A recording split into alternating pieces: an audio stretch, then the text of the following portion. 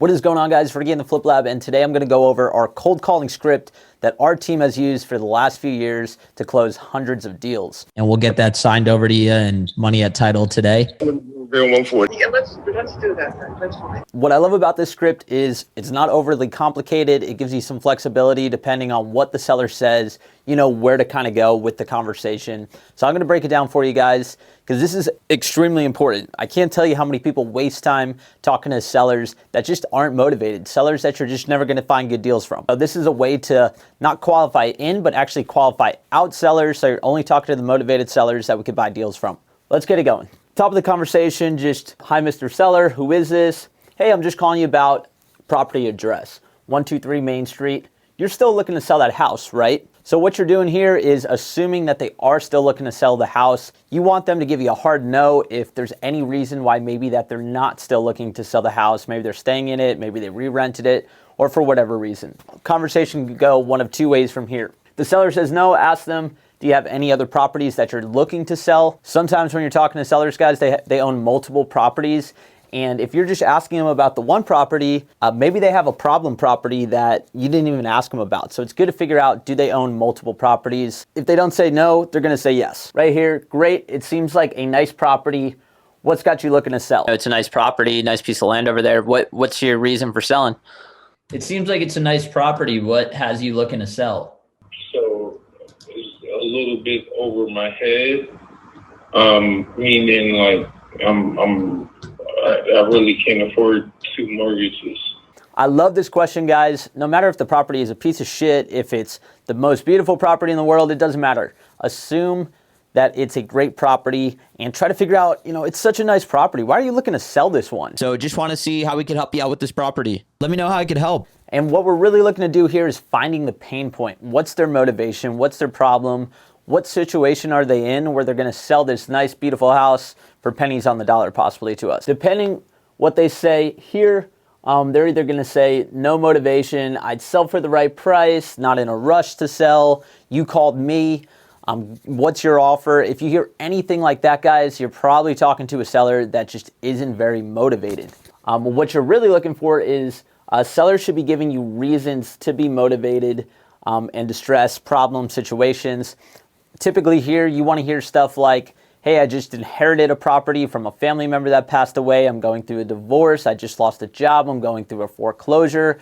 My family needs to relocate in the next 30 days or so.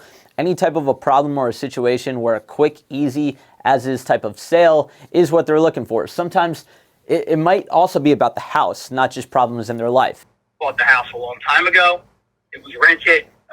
Me and my partner rented it for the years. We originally tried to do like a flip and got a little bit trapped in the last housing market decline, so we turned it into a rental property. All right? Makes sense. And we both want to cut it loose. Tenant left a couple months ago, so it's been vacant. We had a couple of delays with things we wanted to do to it, unfortunately. Maybe just the house had squatters in it. Maybe they have really bad tenants. Maybe the house has massive issues, fire damage, etc. Right? So we're really looking for problems and situations here. If there's no problem, there's probably no deal. Hopefully they tell you a problem situation where it makes sense for them to sell as is to a cash buyer. What you're going to say right here, guys, is, okay, that makes sense. Ideally, if we can agree on a price, how soon are you looking to get the house sold? So now we're trying to figure out their timeline. When are we looking to sell? As soon as possible. Yeah. We're ready to sell now. Right? How quickly are they looking to get this house sold? Are they ready to sell this house yesterday, or do they need 6 months? Right? We're looking for that person to say something like, I wish this house was sold yesterday. You'd want this property closed tomorrow. Oh, yeah. I mean, That's typically a sign of a very motivated, distressed seller and the types of people that we want to be talking to. So if the seller says as soon as possible or within 6 months, then proceed. If they need more time, guys, it's better to just plan a follow-up call before we start talking about price and what we could offer, because if it's 6 months down the road, our price today isn't even going to matter possibly with the changes in the market and things like that 6 months or further down the road. They're probably also not very distressed if it's a problem that they can fix in 6 to 12 months. Opens up a lot more options such as listing the property and other things like that. What we say next, guys, is, okay, we can definitely close fast. Just to give you a little info about us, we buy houses all around this area for cash and as is condition. We are definitely the easy button when it comes to selling a house. we do need to buy at a price where we can make a profit since we are not looking to live in the home. Sound fair?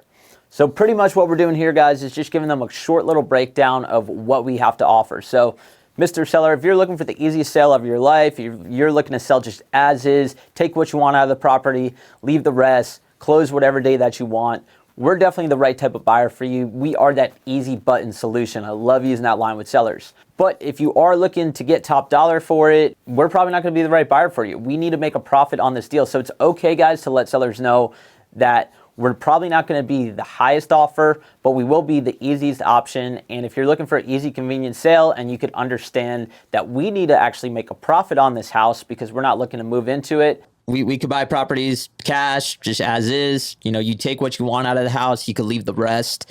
So even if you have furniture and different things like that, you just want to leave in the house, no problem. We don't do any formal inspections. My business partner, Steve, the one on the postcard, he would come meet you over at the property. We would just walk it one time, and then we would just figure out, you know, a deal that hopefully makes sense for the both of us. So definitely, if you're looking for that easy, convenient sale where you're not having to deal with realtors and inspections and doing repairs yourself, we're definitely a good buyer for you. Now, if you're looking for, you know, top dollar and you're looking to get what's on the retail market, I'd suggest trying to fix the property up and putting it on the market with a realtor. So it kind of depends on what type of sale that you're looking for.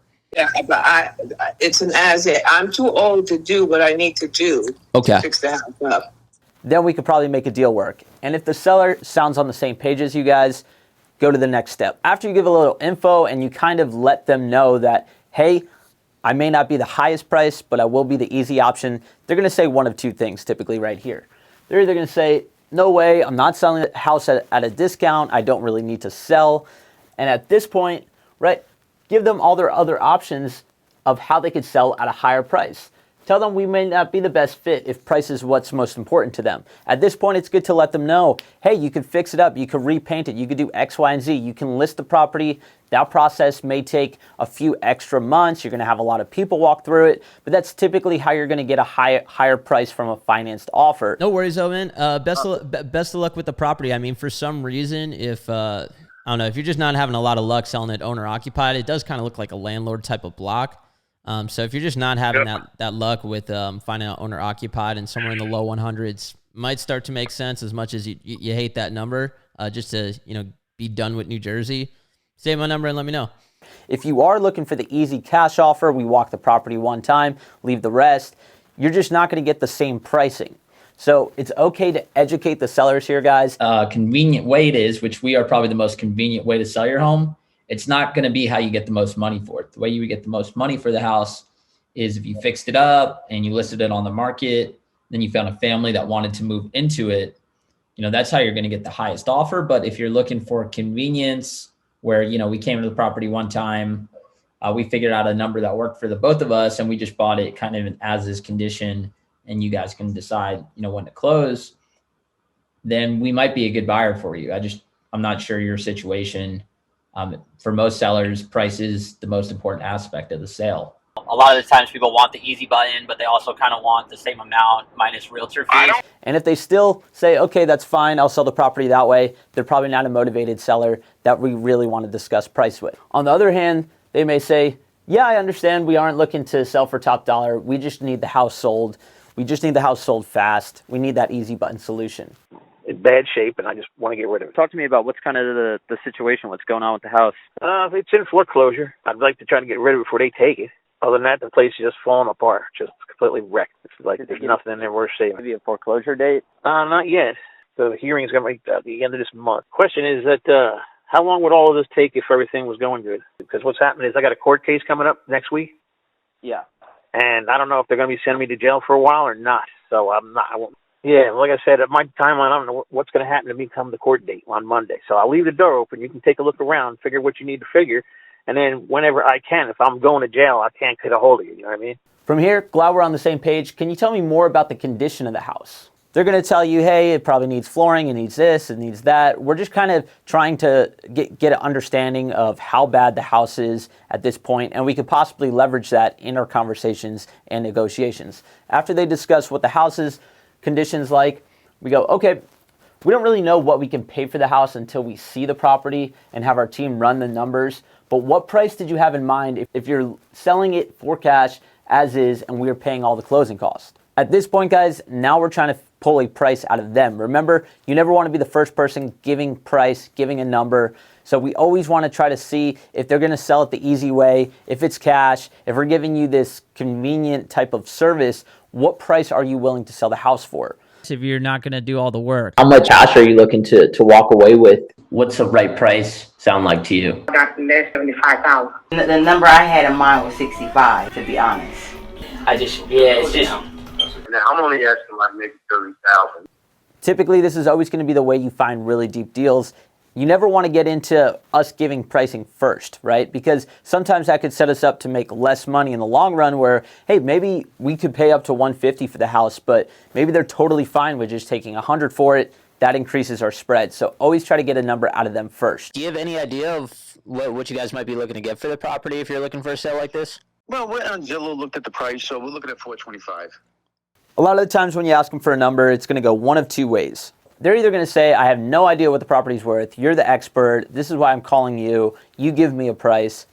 At that point, all you're trying to do is try to get a range out of them, right? So keep pushing on them to try to get somewhat of a number. And remember, guys, most sellers are liars. They have some sort of an idea of what they want to get for the property. A question I even like to propose to them sometimes at this point is, hey, if I gave you a number, let's just say I threw out a number at you. If you have no idea what the property is even worth or valued, how are you going to decide if that's a really good offer and you should take that right now, or if that's a terrible offer and I'm ripping you off? Are you looking to get the thing for 20% less than market? Are you looking to get it for 25% less than market? What are you looking to do? I mean, we're trying to get the house as cheap as possible. You want to try to understand how the sellers are deciding what's a fair offer and what's not. Do they have a sister that's a realtor, right? Are they going off their neighbor Sally who's selling their house or sold their house 6 months ago for a certain price, and they know that their house is a little nicer, so they should get more money? You just really want to figure out what is their thought process. Are they looking through comps? Are they on Zillow? Are they logical or emotional at this point in figuring out what price that they need to sell their house for? I know you said there's a $42,000 mortgage on it. After that got paid off, how much would you be looking to walk away with at closing? Yeah, I would say that's what I don't know. I don't know. I am going to, actually, I'm planning on trying to do it tonight. I might not get a call back from him until tomorrow because I work late tonight. And when I get home, I know he's not going to answer. But I want to speak to my accountant, my financial advisor, to see, because I want to see where the capital gains. On the other end, they're going to give you a number, right? Hopefully it's a price at the MAO, which is maximum allowed offer or below. So let's say after you figure out with the condition it's in, you could buy the property at the most you could offer is 150, and right off the bat they throw out a number like 100. You know you have them in a really good spot, right? At that point, you would just want to set an appointment and see the house or wait for photos if it's virtual. I never like giving a definite offer to a seller without getting some sort of verification of condition of the property. In my opinion, after doing this for a long time, you're going to gain more trust and credibility if you wait to get some sort of information to actually see the house, whether that's you walking the house in person if you're in a local market, or just getting a bunch of photos of up-to-date condition from the seller, and there's already really good ones on Zillow or something like that. But if you're not seeing any type of condition of the photos after a 15-minute conversation on the phone and you give them a number, everyone's going to realize that number might not really hold much ground after we actually see the condition. Renegotiations might need to happen, so try to avoid that. They're going to take your offer more serious if you get more information up front. They're not even giving you a price range now. You go through the whole thing. How are you going to know what's a good offer, what's not a good offer? And they're just like, I don't know, just come see it, come check it out. From here, give them a wide range of what you pay in that area. So very much a ballpark. Hey, in this section of Arizona, we typically buy houses of this size and low income, somewhere between $150,000 to $250,000, right? Just to get the conversation going about price. See if they have a reaction to it. See if maybe they have no idea what's good, what's bad. Once again, then you kind of want to keep pressing on, hey, if I show up to your house, I'm coming to buy the house. If I give you a number, how are you going to know what's good, what's bad? and try to figure out what their decision-making process is, what that all looks like. On the opposite end, if you make an appointment with them, say, hey, I'll see you on next Tuesday. I'm assuming we should bring an agreement so we can work out the details at the house. This is kind of your upfront contract. So I love this part of the conversation, guys. Set the expectation that you're not going to go check out the house. If you're coming to the house, you're already in the same price range. There should be really no reason, if the house checks out and you guys could agree on terms and price, why you can't leave that house with a signed contract and go to title that day, money in escrow, and get this deal done. If they already told you that their timeline, they're ready to sell, this is a good time to get contracted. This is where you really want to press them, because the last thing you want to do is go to their house, you check out the property, you try to work out a price, and then they say, hey, this is all great, let me just talk to my sister about it, right? So you really want to make sure you have all the decision makers on that appointment, and everyone that is part of that process is there and hearing the same information from you. You never want sellers relaying information to other decision makers, if you can avoid that. So then they're going to say, yes, I'm ready to make a deal work, let's do it. Or they might say, no, we're going to explore all of our options first, right? So this might be, hey, no, we want to get 5 or 6 different people in the house. We want to get realtors' opinions, different things like that. This is going to be kind of a case-by-case scenario. Sometimes if it's like, hey, I called you and 3 other kind of wholesalers or flippers in the area, they're all going to come and check it out, and I'm going to go with the highest price. At that point, what you want to just do is you want to be the last offer, and you want to try to see where those other offers have landed before you give a number. So same kind of thing, always try to hold back that number if possible. Understandable. How about we do this then? I'll be the last one to come see it. Perfect. There we go. We'd be in the driver's seat. They already had 3 other guys see it. Hopefully they'll give you the prices of what those guys offered.